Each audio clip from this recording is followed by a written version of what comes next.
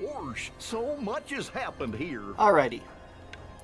So, I have not been very faithful at putting out my Kingdom Hearts 2 videos. It's been really rough for me to try recording stuff recently.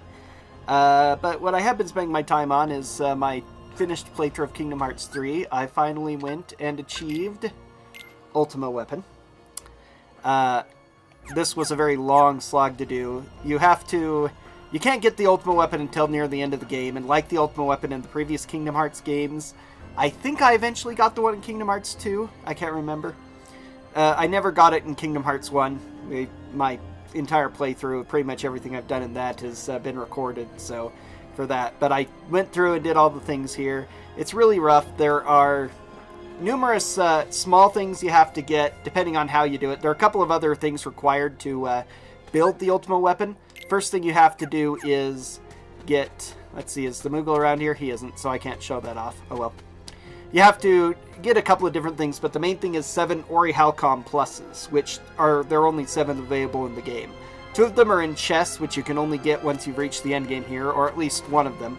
One is in the middle of the Caribbean islands, which we'll eventually see when I finally do a full playthrough of this and record it.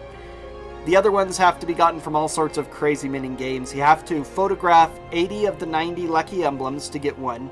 You have to keep buying stuff from Moogles and then sending in the postcards in Twilight Town until you happen to get one by luck. That's 4. 2 chests, 1 at the endgame, 1 in Caribbean, 1 from photographing, 1 from lucky postcards. You have to do a sledding minigame in Arendelle and collect all 10 treasures, which you can't do in one sitting. You have to do it multiple times, maybe up to 10 or more times if you're bad like I am, before you collect all these 10 different treasures, and that gives you an Ori Halcom Plus. You have to play 7 Flan mini-games that are all really crazy to get another one. And finally, to get the last, you have to defeat the ultimate Omega Mega Boss of the Gummy Ship missions. And that was crazy, let me tell you. But your reward is the Ultima Weapon, which is a pretty awesome Keyblade. And so I'm just going to show it off a little bit here. A couple of the things for it. Here, this is the Keyblade Graveyard. And once you've reached this portion near the ending of the game, you open up these various battle gates. And so I'm going to do a normal battle gate so I can show off the shot lock function, because I can't in the battle I really want to show. And this blade is just absolutely unbelievable. Now, I'll talk a lot more about Kingdom Hearts 3 and what I like and don't like when I do a regular playthrough, but one thing that I do make note of in this game is that the form changes of the weapons are really neat, but it's, darn, didn't get it off. Come on. Yeah.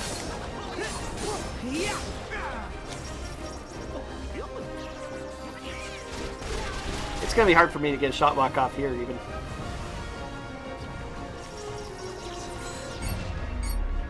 There we go. This is the shot lock. Just obliterate pretty much everything around. That was bad because I had to wait so far away, but if you're in a group of normal enemies, they will do amazing things.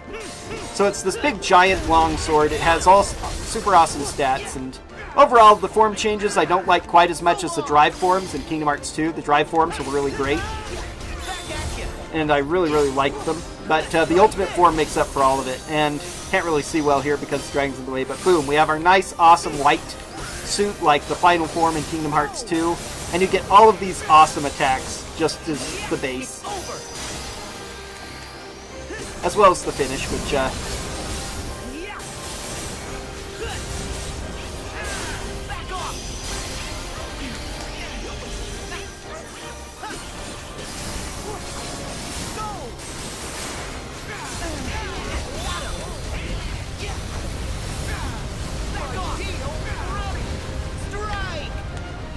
Okay, let's go ahead and do the finisher now. 100,000 million swords doing outrageous damage. And boom, that's the 13th battle gate.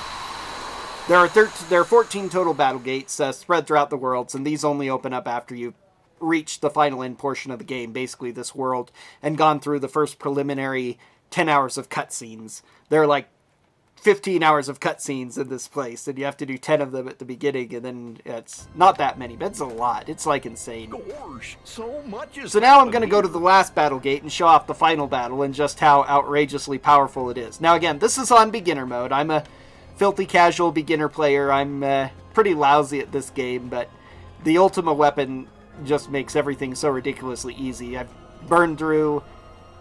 My save game is at 35 hours now, so I spent about 12 hours just grinding up the Ultima Weapon after playing the rest of the game. So, this is the only real super boss in the game so far. There's no Sephiroth, there's no Data Org fights, nothing like that. This is it. So it's a little disappointing.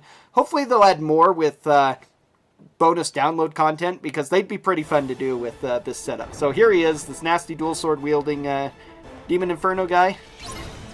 Yeah. Yeah. Yeah, back off.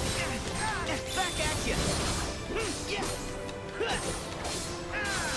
Take this. There. Wielding my sword and my 1,000 other swords. Yeah, got him. Yeah. Teleporting to him, he's dodging. Throwing those twin swords is really cool too. So you have a little bit of a dual sword action with it, and 1,000 other swords with this ultimate Keyblade form. It's one of the things that makes it so great.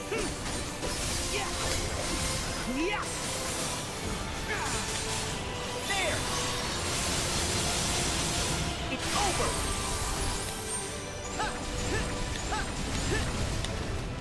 Yeah. Yeah.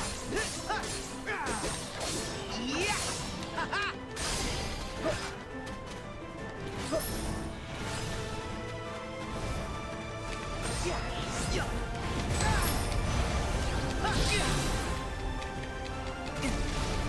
Ouch.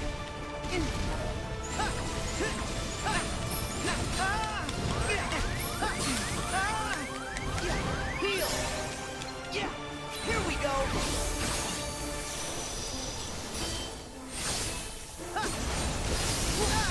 Got him.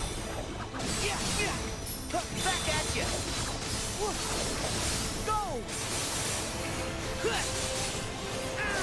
It's over. Yeah. Yeah. Yeah. Got him.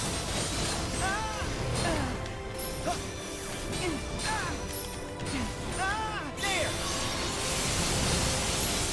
So long. Back off. Back off. Heal. Yeah. So long.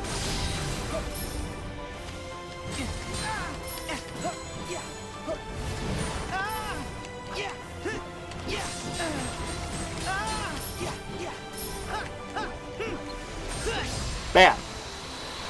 So that was it. The most powerful boss in the game, defeated pretty handily by a noob beginner, on beginner mode. But this sword is just so amazing. It's, even though I'm effectively not going to be using it all that much, because there's not much left in the game to do, except if I wanted to, like, grind out just fighting to, like, level 99 and stuff, it's a pretty awesome sword, all told. And a finisher with Goofy because he was on hand. Yep, why not?